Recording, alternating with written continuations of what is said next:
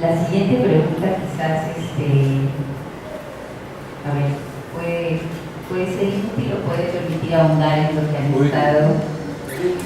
han estado mencionando, puesto que Philip, por ejemplo, ha hablado. La siguiente pregunta en todo caso es ¿cuál es el rol de la ilustración en la edición contemporánea de libros para niños y jóvenes? Digo, puede ser redundante porque Felipe y Philip han hablado ya de cierto lugar de la ilustración, ¿no? Su vínculo con el conocimiento o como vía para visibilizar justamente el conocimiento por un lado, y en el caso de lo que afirmó Philip, más bien casi su cualidad didáctica, ¿no? Por ejemplo, para manejar la temporalidad. Pero en todo caso, si es posible ahondar en ello o encontrar algunas otras notas. La pregunta es la que acabo de decir, el rol de la ilustración, ¿qué rol le reconocen ustedes a la ilustración en los libros para niños y jóvenes? El rol de la ilustración, sí. Su función, bueno, yo como profesor, yo soy un niño, yo hablo de mi lugar. Lo que veo para poder para que funcione la ilustración con los chicos en un salón, en un estudio, el ilustrador tiene que dar que trazar como puente posible para que los niños se vuelvan practicantes. Es decir, un niño para que aprenda a leer una ilustración, porque es como una lectura, o a abrir su atención, también tiene que manipularla, ¿sí? Tiene que practicar, tiene que ilustrar. ¿No? Es como cuando ustedes aprenden un instrumento de música o entran en el mundo musical, después, antes de una obra, la van a escuchar de un modo muy distinto, la van a percibir mejor.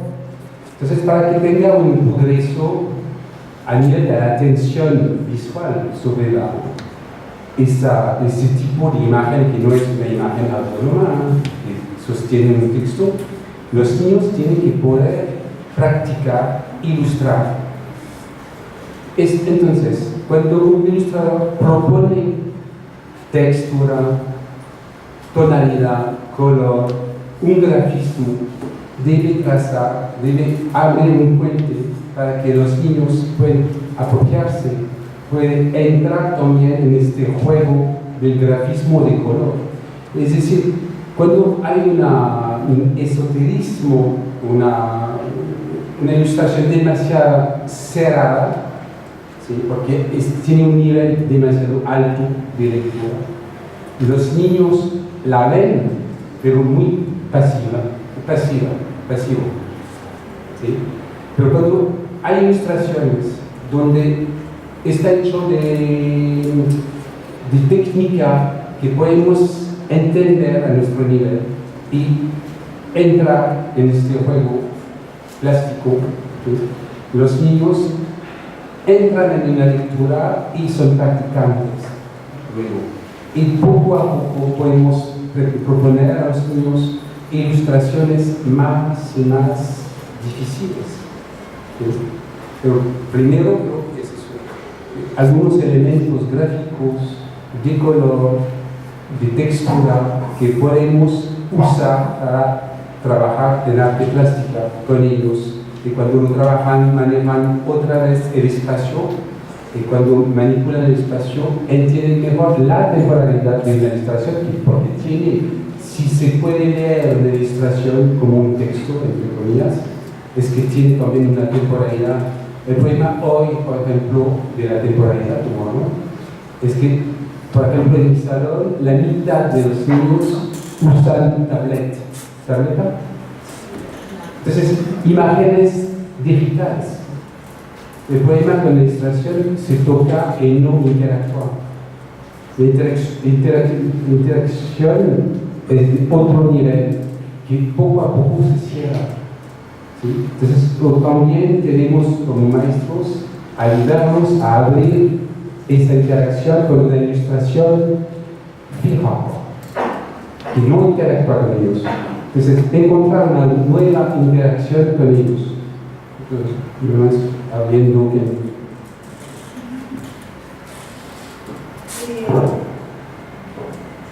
En cuanto al rol de la ilustración, por eso, en cuanto a lo que decía Philip, sobre que hay imágenes que son muy complejas y los chicos no entienden, por eso es la importancia, ¿no?, que mencioné anteriormente, en graduar el nivel de complejidad de acuerdo a la edad. Mientras el niño es más pequeño, las imágenes deberían ser un poco más simples y a medida que va creciendo, ¿no?, se van complejizando. En cuanto a la... ¿Puedo interactuar? Sí, por supuesto. Pero hablo de algo simple a nivel plástico, ¿ah? De color, de grafismo, es eso, es muy importante que puedan ellos manipularlo, hacerlo, practicar. Claro. Sí, sí, sí. Claro. Bueno, era para complementar, porque lo que tú haces no es, digamos, ilustración hecha por los niños, ¿no? Y desde tu punto de vista es... Sí, pero hacemos también ilustraciones con los niños a partir de...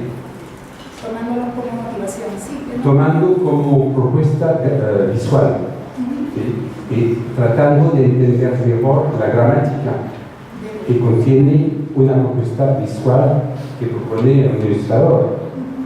Por ejemplo, cuando no hay propuesta visual, no se usa. Lo dejamos a un lado.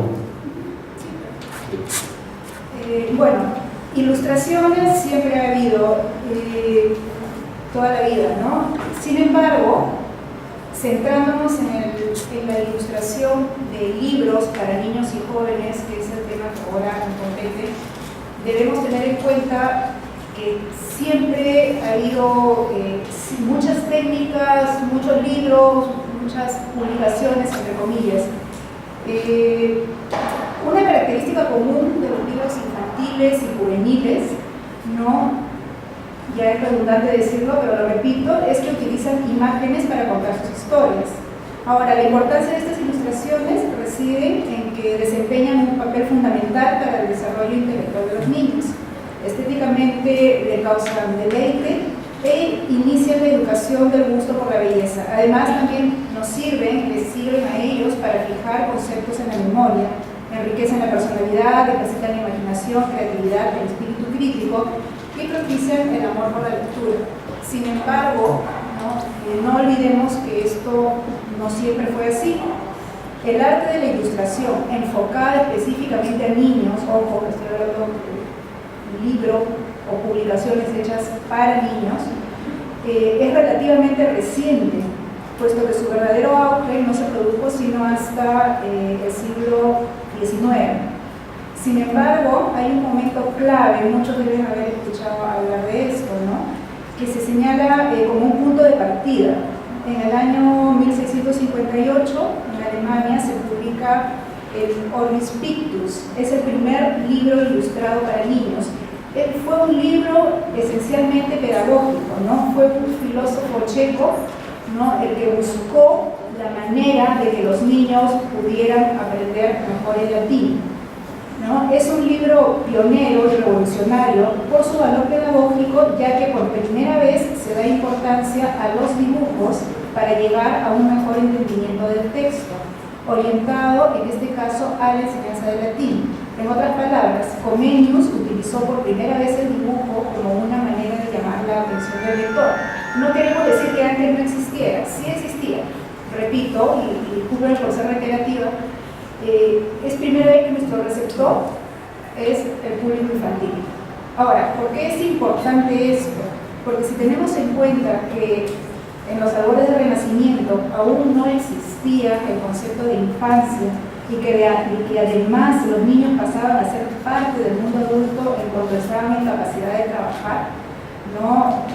Muchas veces a los 6 años ya trabajaban. El nacimiento de un libro hecho expresamente para esta etapa puede considerarse un hito en la historia del libro infantil ilustrado. Posteriormente, este Orbis Pictus, ¿no? Se publicó en 4 idiomas y se convirtió en un libro de lectura infantil muy popular. Además, acabó siendo un modelo, porque a partir de este libro proliferaron más las libros ilustrados dirigidos a niños, empezando siempre desde un carácter pedagógico, ¿no? Sin embargo, aún no podemos hablar de ilustración vinculada a la literatura infantil, que es, digamos, nuestro tema que nos queremos centrar y que le queremos dar importancia, ¿no? Ni mucho menos podemos hablar de libro álbum y de álbum ilustrado, ¿no? Ya que eran publicaciones de carácter eminentemente pedagógico. La literatura y junto con esta, las ilustraciones, y recordaba lo que decía Felipe, ¿no? Que sí, las ilustraciones surgieron independientemente, pero el libro infantil ilustrado surgió y comenzó a crecer a partir de estas publicaciones dirigidas a niños, en la que nació la necesidad editorial, entre comillas, de acompañar estos textos, porque se entendía que el niño necesitaba de estas imágenes para poder enriquecer y reforzar la lectura, ¿no?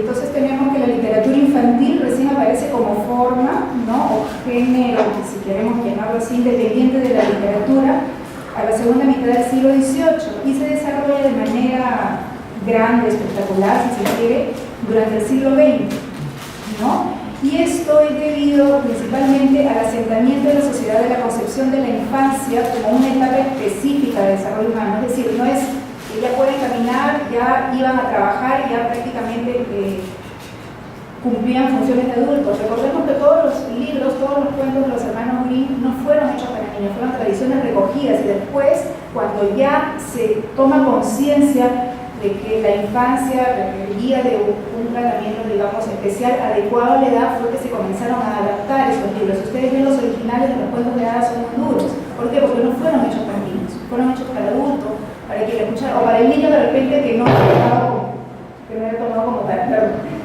¿no? Y volviendo al tema, ¿no? Pero de estos primeros tiempos las cosas han cambiado mucho. En la actualidad los libros infantiles no contienen simples ilustraciones que acompañan al texto, ya lo hemos mencionado antes, ¿no? La mayoría de las veces son las propias ilustraciones las que narran. Ustedes pueden encontrar, pueden ver incluso en los paneles que hay libros que prácticamente no tienen texto, ¿no? Que son las propias ilustraciones las que nos cuentan la historia, ¿no? Y esto también enriquece mucho. La mayoría de veces, como repito, son las propias ilustraciones las que narran, las que portan todo el significado con una ausencia casi total de la palabra. No cabe duda de que para los niños lo visual es mucho más rico y más atractivo que el escrito. Bueno, y no solo para los niños, también para los adultos, ¿no? Así, la ilustración de los libros infantiles se convierte, se va convirtiendo, ¿no? En la actualidad en una forma artística, ¿no? Que es capaz de dejar una huella muy profunda en la conciencia del pequeño y, por qué no, también del adulto. Por este motivo, la responsabilidad de los creadores es grande, ¿no? Ya que la obra es la primera herramienta, tal vez, que el niño va a tener en sus manos para dar sentido a su mundo. Y volviendo a la pregunta sobre el rol de la ilustración en la edición de libros infantiles, con todo el rollo que me han tenido que escuchar, ¿no? Concluimos que es muy importante, ya que esta no solo adorna, no solo nos da información, sino que nos comunica algo más, nos aporta y nos acerca de alguna manera también a la... Bueno, eso que dice Ana hacia el final, que hay algo más allá de la comunicación, me parece absolutamente cierto, y es la opción más radical que tiene la ilustración. Hay un libro muy lindo, nuevamente de Sol, que se llama La Bella Griselda, y es una historia terrible. Es una mujer, es una condesa sangrienta que enamora a los hombres y ellos pierden la cabeza al verla. Y el libro comienza diciendo, en el libro parte aparece esta mujer bella y dice en el texto, literalmente pierden la cabeza. y uno inicia la lectura de un libro infantil con sujetos descabezados. Ahora, ¿por qué comento este inicio del libro? Es porque creo que uno de los asuntos más relevantes de la ilustración infantil es que produce una tensión muy fuerte entre la normatividad de lo visible y la normatividad de lo narrable. Si ustedes ven este juego con la literalidad que hace Isol y que acabo de comentar, eso provoca en el niño algo así como un refuerzo de ciertas capacidades cognitivas, al margen de cualquier moral y al margen de cualquier, ¿cómo decirlo?, adjudicación moral de los contenidos del libro. Lo interesante es que se produce una relación. Se suele decir a propósito de la ilustración que se establece ahí la relación texto y imagen. Eso nos parece, bueno, es de facto, es así. Pero lo interesante es que es una relación. Entre texto y imagen ocurre algo inédito. Por ejemplo, transformar el sentido, es decir, hacer pasar por la literalidad una historia profundamente trágica entregada al niño a la lectura. Eso es interesante. Y eso también nos obliga a entender que la ilustración debe tener ciertos parámetros. Porque si puede construir sentido en la diferenciación de lo narrable, lo visible, el libro ilustrado incluso puede alcanzar un estatuto político muy fuerte. Hay otro libro que se llama Vuelta a casa de Jairo, ¿cierto? De Jairo. Ese libro en distintos contextos se lee de distinto modo, y eso de perogrullo. Sucede que en mi país ese libro se leyó políticamente. Hay un leoncito que acompaña a una niña, que es su amiga, ¿cierto? ¿Lo conocen ese libro? Bueno, es su compañero, pero es un compañero imaginario. Y la ilustración de ese libro, escrito por Jairo, da cuenta de una imagen mental, de un imaginario de la desaparición. En el contexto chileno, que ustedes saben que es un contexto con conflictos políticos todavía vivos en su sociedad, ese libro infantil fue leído, y esto para cerrar aquí la relación de potenciación entre lo narrable y lo visible, fue leído como un expediente de la desaparición política en mi país. Y los programadores de lectura, como los educadores, lo trabajaron en ese sentido. Ahí, por ejemplo, hay un hecho para entender de por qué la ilustración puede alcanzar estos niveles de lectura. Segundo, quería mostrarles un libro que a mí me encanta y que tiene que ver con lo que decía Filipe a propósito de la manipulación. Yo diría más bien la intervención sobre el sentido de la relación texto-imagen. Y a propósito de estos viajes expedicionarios con los cuales comencé, se llama El Animalario Universal del Profesor Revilló. ¿Ya? Ah, ¿lo conocen? Qué bueno. Bueno, ustedes saben cómo trabaja este libro. Acá hay una estructura del libro. ¿Se dan cuenta? Es decir, la idea de la ilustración sobrepasó aquí la relación de lo narrable y lo visible y se traspasó a la objetualidad misma del libro. Hay nuevos límites que transgreden el concepto de ilustración. Y lo interesante de este punto es que está hecho por capas. Ustedes saben que una ciencia que trabaja por capas es la arqueología, por estratos. Y yo pensaba que la ilustración hay que hacer una arqueología de la ilustración. Bueno, el primer animal que se nos muestra es el elefante. Y la relación es clara. Acá tenemos el mimetismo propio del grabado del siglo XVIII, ¿cierto? Que lo que hablamos que es esta demostración de la ciencia y sus niveles de verdad.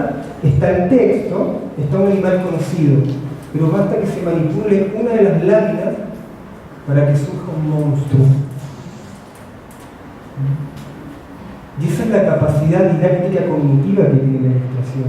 Y se los comento así no para provocar una incertidumbre frente a estas capacidades, pero sí es necesario insistir que la ilustración, debido a que puede retrabajar, remontar el sentido de las realidades, nos obliga a tener una suerte de alerta epistemológica con ella. Habría que cuidarnos de la ilustración, tanto como amamos la ilustración, habría que cuidarnos de ella, porque se producen estas bestialidades. Yo no sé en cuál vamos. Estamos en el arfante. Este es el bestiario de siglos de historia. Entonces, para terminar, creo que se produce con la ilustración, y esto es para nuestro siglo, una exploración infinita de formas, y que bien utilizadas para el niño, es decir, dirigidas en el niño, pueden crear potencial fantástico. Entonces lo que se establece es una demostración de una potencia infinita que va de lo visible a lo narrable, entre texto e imagen, y por donde atraviesan todas las formas posibles y todas las realidades desconocidas. Creo que esa es la función inaugural que tiene para la infancia.